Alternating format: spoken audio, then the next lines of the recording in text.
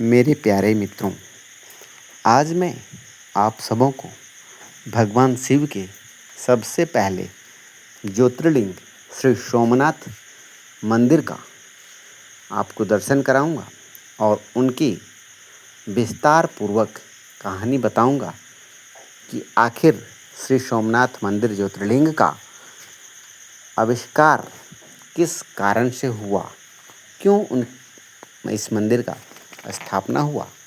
अगर आप इस वीडियो को देख रहे हैं तो जाहिर सी बात है कि आप भगवान श्री भोलेनाथ से अति प्रेम करते हैं।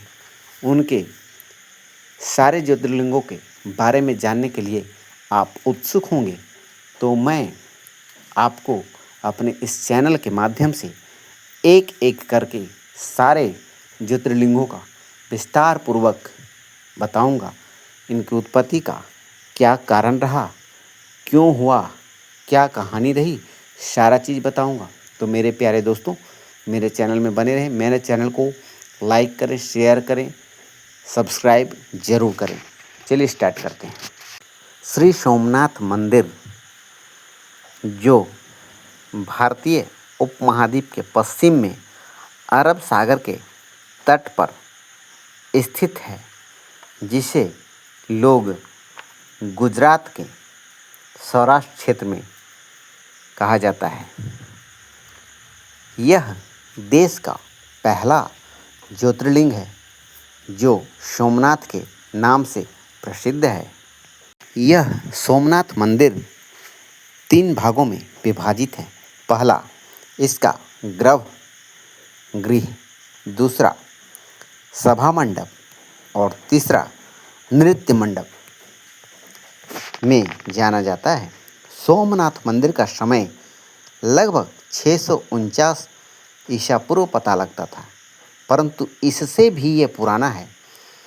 1024 में महमूद गजनवी ने इस मंदिर से कीमती संपत्ति को लूटकर उसे नष्ट किया।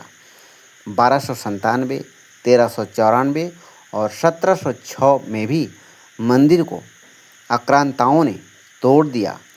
1951 में मंदिर का जो मौजूदा स्वरूप है उसे पुनः निर्माण किया गया। आइए जानते हैं सोमनाथ मंदिर की कहानी। दक्ष प्रजापति की 27 कन्याएं थीं। उन सभी का विवाह चंद्रदेव के साथ हुआ था, किंतु चंद्रमा का समस्त अनुराग व प्रेम उनमें से केवल रोहिणी के प्रति ही रहता था। उनके इस कृत्य से दक्ष प्रजापति की अन्य कन्याएं अप्रसन्न रहती थीं। उन्होंने यह व्यथा कथा अपने पिता को सुनाई।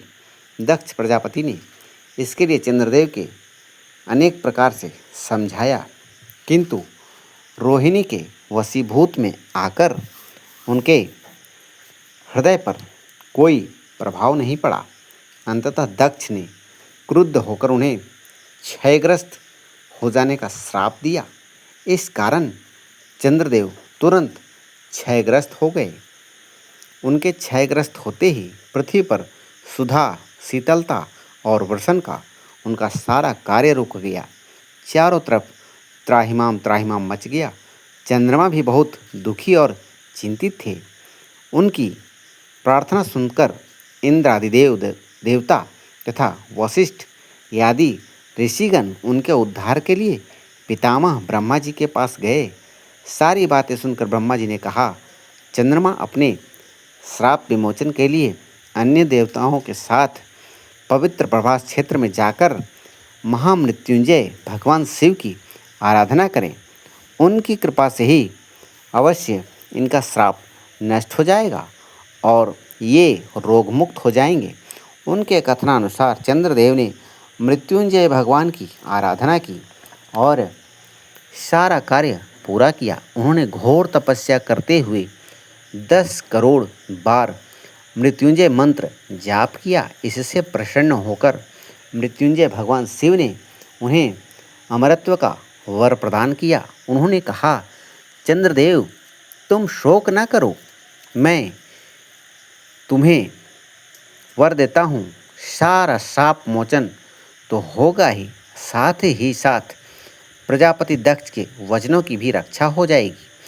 कृष्ण पक्ष में प्रतिदिन तुम्हारी एक एक कला छिन्न होगी। कृष्ण पक्ष में प्रतिदिन तुम्हारी एक एक कला छिन्न होती रहेगी, परंतु पुनः शुक्ल पक्ष में उसी क्रम में तुम्हारी एक एक कला बढ़ती जाएगी।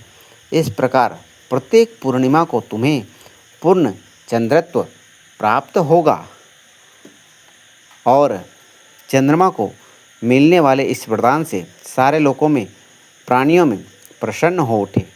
सुधाकर चंद्रदेव पुनः दसों दिशाओं में सुधा वर्षण का कार्य पूर्वव्रत करने लगे। शाप मुक्त होकर चंद्रदेव ने अन्य देवताओं के साथ मिलकर मृत्युंजय भगवान से प्रार्थना की कि हे भगवान, आप माता पार्वती के साथ मिलकर यहाँ वास करें। भगवान शिव और माता पार्वती ने उनकी प्रार्थना को स्वीकार किया और सोमनाथ ज्योतिर्लिंग के रूप में माता भगवती पार्वती और महामृत्युंजय भगवान शिव जी यहाँ रहने लगे। तभी से यह सोमनाथ का मंदिर अति प्रसिद्ध हो गया और इस कहानी से जिस प्रकार भगवान मृत्युंजय ने चंद्रदेव को शाप मुक्त किया था, पाप मुक्त किया था, उसी प्रकार जो भी भक्त हृदय से, दिल से भगवान शिव प्रार्थना को स्वीकार करते हैं, उनकी आराधना करते हैं, उनका दर्शन करते हैं, तो उसी प्रकार भक्तों को पाप से मुक्त करते हैं, उनका उद्धार करते हैं और मोक्ष का वरदान देते हैं।